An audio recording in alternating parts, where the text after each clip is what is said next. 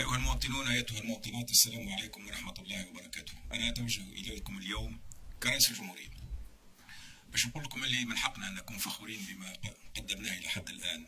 قمنا بثورة سلمية، المرحلة الانتقالية على صعوباتها ورغم التهديدات الإرهابية كانت سلمية.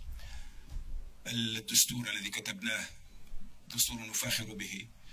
الانتخابات وقعت في وقتها، الانتخابات التشريعية وقعت كما ينبغي، الانتخابات الشوط الأول للانتخابات الرئاسية أيضا مر بسلام، والآن لم يبقى علينا إلا إتمام الشوط الثاني من هذه الانتخابات الرئاسية التي أكرر أنها يجب أن تكون في أعلى مستوى ممكن، وأن نتائجها إن شاء الله يجب أن تكون واضحة وأن يقبلها الجميع، وأنا أول من سيقبلها.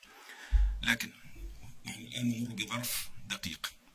في هذا الظرف الدقيق أنا أفهم أن هناك بعض التونسيين اللي يعتبروا اللي من حقهم أن يعبروا عن موقف بخصوص تصريحات بعض السياسيين. هذا موقف أنا أتفهمه، وبطبيعة الحال كرئيس الجمهورية مهمتي هي الحفاظ على الحقوق والحريات، وأهم حقوق هي حق التظاهر، وبالتالي التظاهر السلمي هو يعني حق المواطنين وواجب رئيس الدولة وواجب الدولة أن تحمي هذا الحق. لكن بقدر ما أنه ما فيش نقاش في أهمية هذا الحق وممارسته، بقدر ما أريد أن أنبه أنه إذا انزلق إلى العنف لا قدر الله فإنه يمكن أن يأتي بنتيجة معاكسة، وبالتالي فإنني أهيب بكل تونسي يريد أن يعبر عن رأيه أن يفعل ذلك في كنف السلمية المطلقة وفي كنف الحفاظ على الحياة والمكتسبات. أنا يعني تألمت كثيرا وقت اللي سمعت البارح أنه واحد من أولادنا في مدنين توفي جراء هذه الأحداث. صدقوني وقت اللي نقول لكم وقت اللي يموت لنا واحد كما كأنه مات لي ابن أو أخ.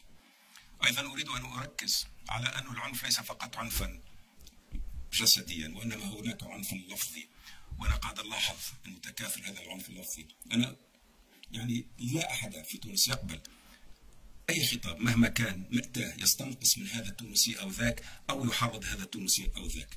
علينا كلنا التوانسة أن يعني نرفض هذا النوع من الخطاب، ولذلك فإنني أطلب من كل الأطراف أنها تخفض من مستوى الاحتقان اللغوي حتى يعني يخفض من مستوى الاحتقان السياسي.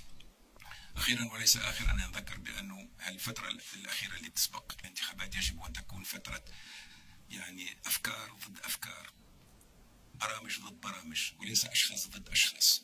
وأنا يجب أن نرتقي بخطابنا وأن نهدئه في نفس الوقت حتى يعني تمر هذه الانتخابات إن شاء الله بسلام، وأنا ذاك نفتح صفحة جديدة اللي هي صفحة التعايش والوحدة الوطنية. وأذكر أن الوحدة الوطنية خط أحمر.